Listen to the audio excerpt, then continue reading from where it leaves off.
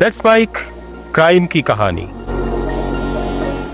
Underworld की दुनिया में कभी एक दूसरे के दाहिने हाथ माने जाने वाले एक ही साम्राज्य के दो स्तंभ आपस में टकराने को तैयार है। नाम है लॉरेंस बिश्नोई और गोल्डी बराड। दोस्त दोस्त ना रहा। जहां कभी इनके लिए गहरी दोस्ती की कस्में खाए जाती थी, वही अब जहर बुझी दुश्मनी की चिंगारियां सुलग रही है।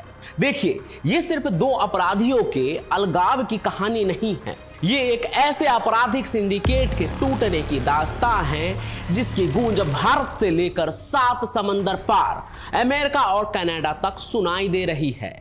और इस बात से सुरक्षा एजेंसियों की नींद हराम हो गई है, क्योंकि ऐसा माना जा रहा है कि ये दरार दाऊद इब्राहिम और छोटा राजन के बीच की उस ऐतिहासिक दुश्मनी से भी ज्यादा खूनी और भयानक साबित हो सकती है। याद है ना कि जब 90 के दशक में दाऊद और राजन अलग हुए थे तो क्या हुआ था।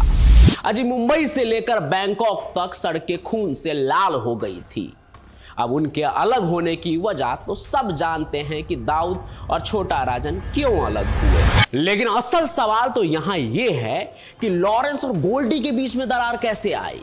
पैसा, परिवार या कोई छुपी हुई मोहब्बत। और जब ये अलग ही हो रहे हैं तो सोचिए ना आगे क्या होगा। लॉरेंस तो जेल में बंद है, क्या वो आजाद गोल्डी के आगे टिक पाएगा या फिर शुरू होगा इंटरनेशनल गैंगवार का एक नया अध्याय। बताएंगे सब कुछ आपको, बस चैनल को सब्सक्राइब करके इस सफर में बने रहिए मेरे साथ अंत तक, जहां होगी कहानी गोल्डी और लॉरेंस के बीच में आई दरार की।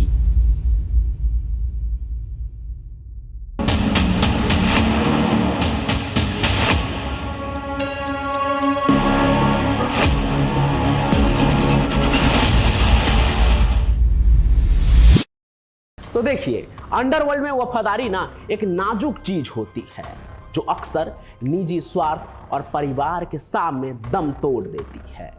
लॉरेंस और गोल्डी की दोस्ती में दरार की शुरुआत लॉरेंस के छोटे भाई अनमोल बिश्नोई के अमेरिका में पकड़े जाने से हुई।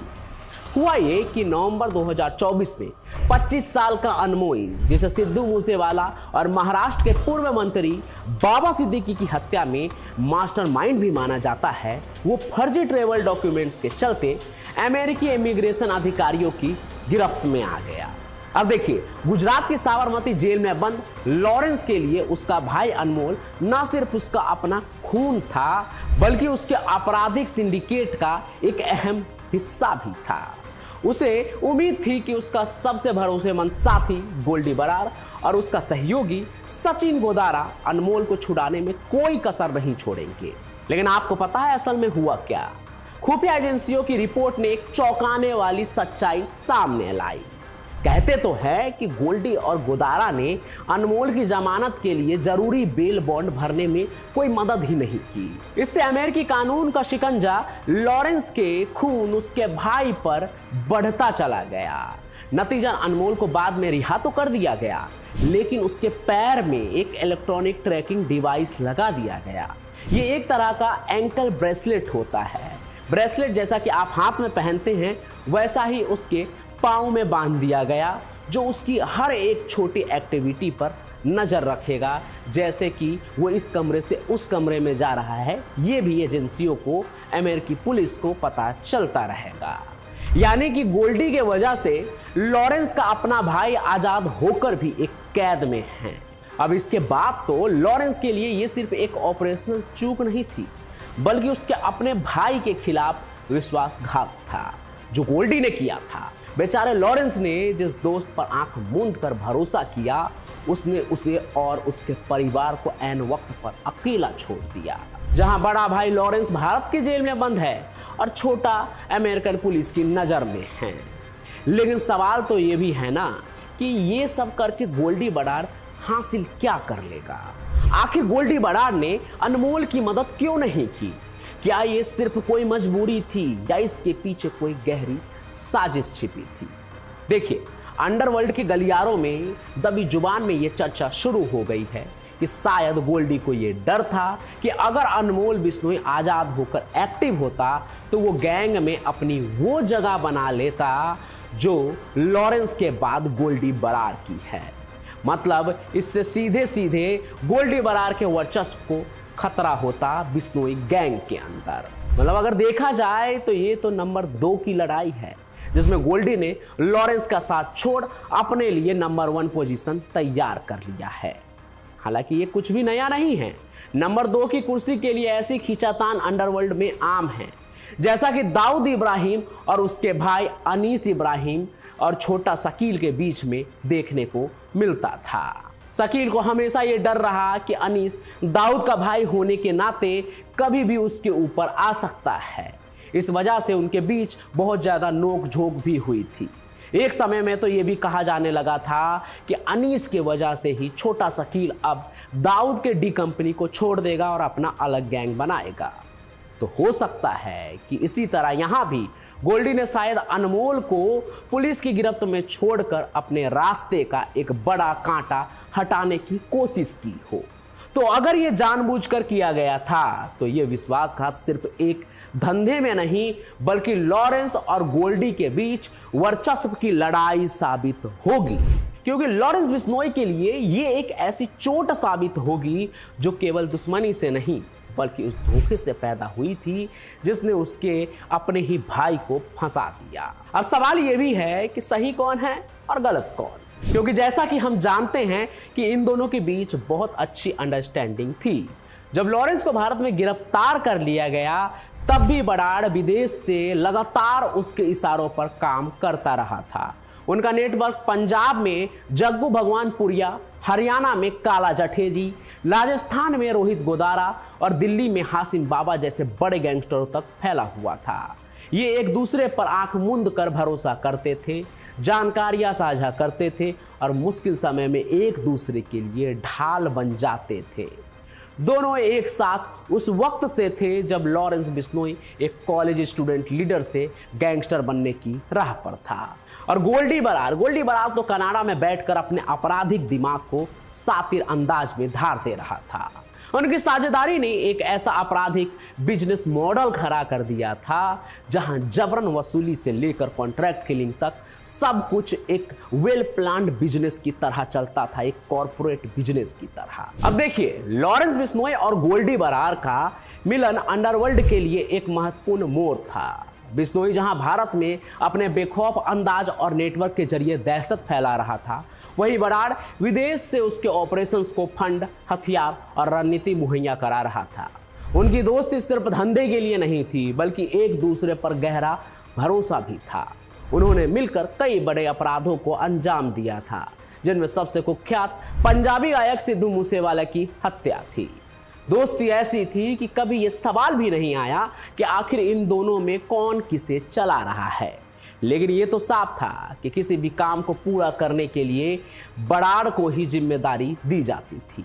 तो कहीं ऐसा तो नहीं कि लड़ाई अपने को बड़ा साबित करने की है, क्योंकि अगर ऐसा है तो सुरक्षा एजेंसियों के लिए सही में खतरे की घंटी है। लेकिन बात अब बिल्कुल ही बदल चुकी है, क्योंकि अब दरार आ चुका है। अब लॉरेंस बिश्नोई और गोल्डी बरार ने एक दूसरे से औपचारिक रूप से अलग होने का फैसला कर लिया है। तो ऐसे में गैंग बांटने की बात भी सामने आ रही है। गोल्डी बरार ने अजरबैजान से क्राइम को ऑपरेट करने वाले रोहित गोदारा के साथ हाथ मिला लिया है, जो पहले साथी थे लेकिन अब अलग हो गए हैं। वहीं लॉरेंस बिश्नोई ने कनाडा में बैठे नोनी राणा के साथ नए पारी की शुरुआत की, जो हरियाणा के कुख्यात गैंगस्टर काला राणा का छोटा भाई है और लॉरेंस के लिए वसूली और गैंग को ऑपरेट कर रहा है। अब आप सोच रहे होंगे कि आखिर ये अलग हुए, ये खबर कैसे फैली? तो हाल ही में कनाडा के मिसिसॉगा में एक बिजनेसमैन हरजीत सिंह की हत्या की जिम्मेदारी गोल्डी बरार और गोदारा ने सोशल मीडिया पर ली, लेकिन इस बार उन्होंने लॉरेंस बिश्नोई या उसके किसी भी साथियों का नाम उस पोस्ट में नहीं लिखा। ये एक साफ संकेत था कि अब उनकी राहें पूरी तरह से अलग हो चुकी है, जिनकी चर्चा तेज थी। और ये सिर्फ एक संकेत नहीं बल्कि एक घोषणा भी थी। इसे आप समझ सकते हैं कि पुरानी दोस्ती अब खत्म हो चुकी है और एक नया युद्ध शुरू हो रहा है।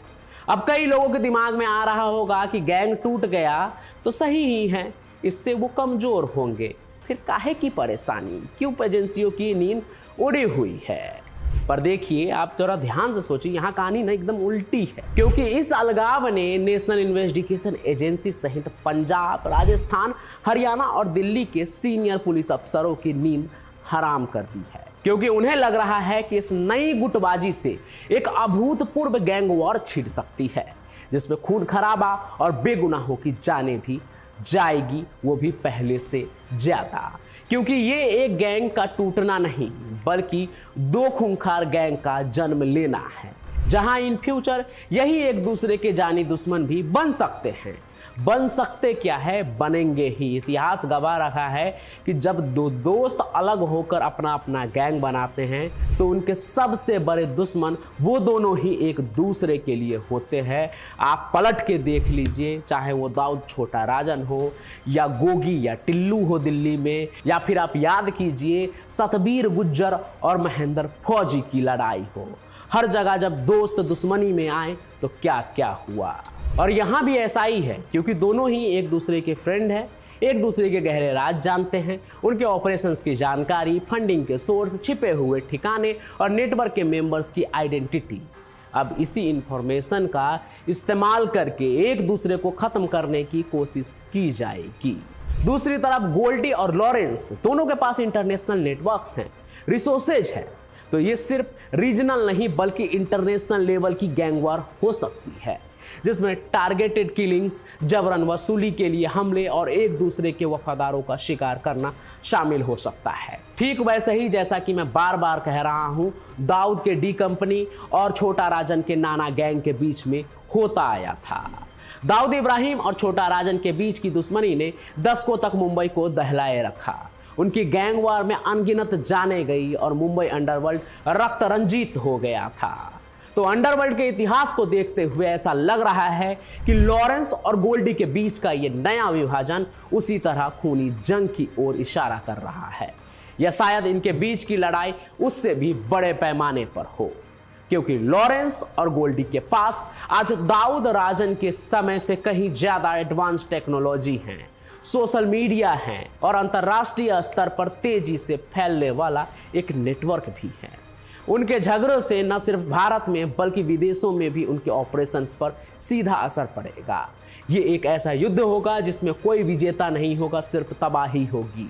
ये दुश्मनी अंडरवर्ल्ड के इतिहास में एक नया खूनी अध्याय लिखेगा, जिसकी स्याही से कई निर्दोषों का खून बहेगा।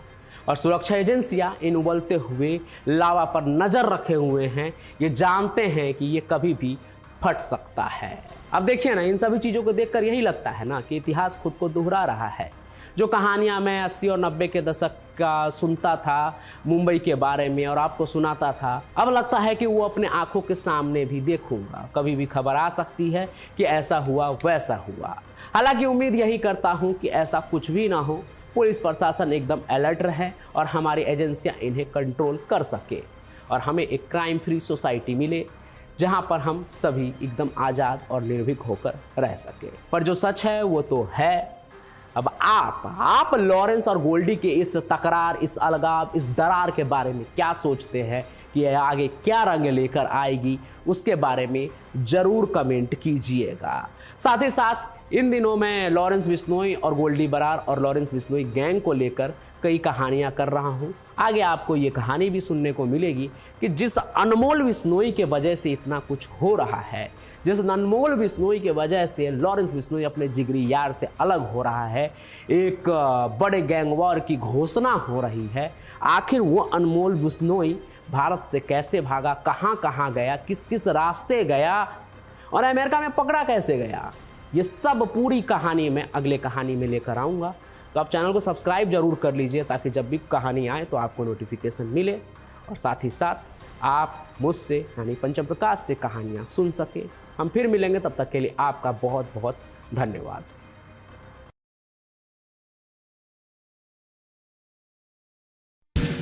सुन रहे थे let's mic more than radio. Follow कीजिए हमें हमारे सोशल मीडिया प्लेटफॉर्म्स पर।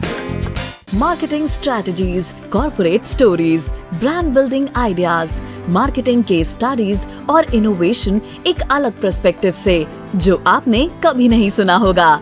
Let's mic more than radio लेकर आ रहे हैं एक ऐसा ही unique show for all marketing aspirants, professionals, startups and entrepreneurs every Saturday at 11 a.m. The Marketing Show with Dr. Shekhar Trivedi, streaming exclusively on Let's Mic app and YouTube channel. इसे radio पे सुनने के लिए download करें Let's Mic app और visit www.letsmic.com। Let's Mic अब खबरें radio app पे। ये है मोर देन रेडियो।